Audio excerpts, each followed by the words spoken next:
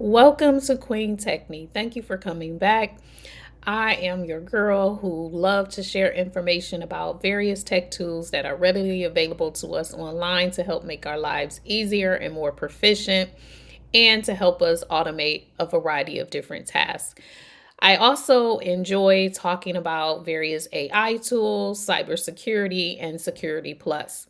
If this is your first time here, welcome and thank you for stopping by. If this is not your first time and you are back again, I just want to say thank you. I appreciate you.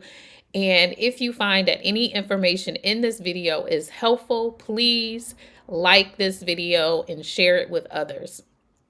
And also, I would ask that you subscribe to the channel so that you don't miss out on any new videos that I release. Okay, so let's just jump right into it.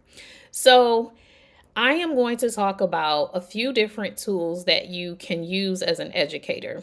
And some of the tools are to check for plagiarism, but then some of the tools can basically help you and students with a variety of different things. And so, some of the AI tools that I'm going to talk about today are Copyleaks, RevisionHistory, Quillbot, and Origin by GPT-Zero. Okay. So we're going to just pretty much just start with revision history. So what you could do is type in revisionhistory.com and it will take you here, and then it will prompt you to click get it from the Chrome store. So I already have it on my computer. Therefore, I don't need to download it. But if you don't have it, I highly recommend that you download it for yourself.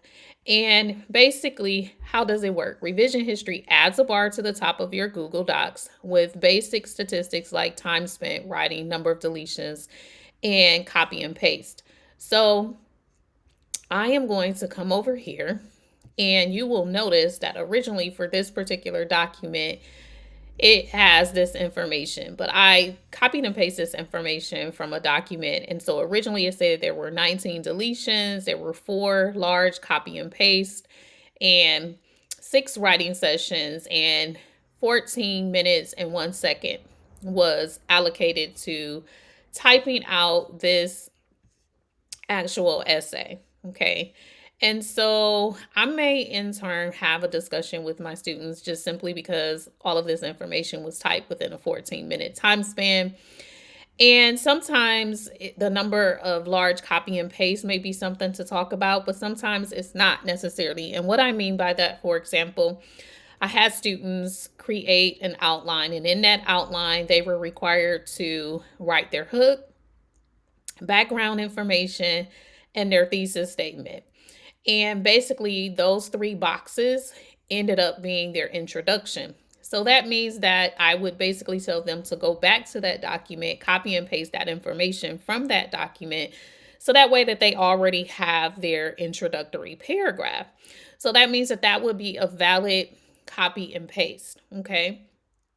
However, sometimes it's just a need to have a discussion because unless someone is an Olympian typist, just really wondering how the information ended up being typed all out within a 15-minute or less than 15-minute time frame. Okay. And so pretty much in this revision history app, again, it'll give you that valuable information. But the other thing that I really love is that it shows you the revision history. So it'll give you a replay. Okay. And it will play out how the person ended up progressing with their actual writing. So it will show you over a period of time, okay, whether they're typing out that information or if they are just copying and pasting. So again, I really love this and highly recommend. And so revision history, if you ever wish you could rewind the clock on student writing, revision history is here to help you. The tool provides an insightful timeline of edits and changes made to a document, letting you peek into your students' thought processes. It's perfect for teaching revision skills, encouraging drafting, or tracking collaboration in group projects. Think of it as a time machine for growth, one edit at a time. And also, it sort of is similar to the revision history. So you always want to have your students pretty much type in a Google Doc So that way you can see the progression of the writing, and it's not an issue about where certain information end up coming from, and you pretty much can track over a period of time. And the next one that I'm going to show you is Copyleaks. So Copyleaks, think of Copyleaks as your personal detective against plagiarism. This AI-powered tool is perfect for educators who want to ensure originality in student submissions. It scans text for similarities across the internet and academic databases, giving you a detailed report to discuss integrity with your learners. And whether you're grading essays, lab reports, or creative writing, Copylinks has your back. So I'm going to just copy and paste the paper that I showed you earlier here. And then basically it is saying that it is AI content 100%. Okay. So this is a way for you to sort of double check. But again, with anything, it doesn't necessarily mean 100 proof. So one way, well, actually two ways to get around that is to just have your students write old school, paper and pencil. And another way is pretty much having them type in a Google Doc and being able to look at the revision history and requiring that they type in the Google Doc so that you can see the progression of the actual writing. Okay, so now moving along, we've talked about Copyleaks and we have also talked about revision history. So Quillbot, pretty much you will see over here for these tools. It can help students paraphrase, grammar check. Teachers can see for AI detector, plagiarism, checker, summarizer, translator, citation generator. So it's pretty much a variety of different things. So I'm going to allow you to check out this particular resource and see if you find it to be helpful for yourself. And again, Quillbot is like having a wordsmith friend who's always ready to help you polish your writing. This AI tool can paraphrase, summarize, and improve grammar in seconds, making it an excellent companion for boosting clarity and precision, teaching academic writing. And Quillbot can refine thesis statements or adjust tone for formal assignments. And don't worry, it's not about shortcuts, but skill building. So it is a tool that students and teachers can actually use. And so if you want to use it for your emails or different things, feel free to be able to do that. So now that we've talked about revision history and we've talked about Copyleaks and we have talked about Quillbot, we're going to come back over here to the sample writing. Okay. And with this sample writing, we're going to go ahead and we're going to click on GPTZero. So you will see that you can use this as well. And basically, you're looking for an AI authenticity guru. Okay. And let's just see. I'm going to just paste it in here. And we're going to check it. And so it's saying probability is about 16% AI generated, and some of it is just the person.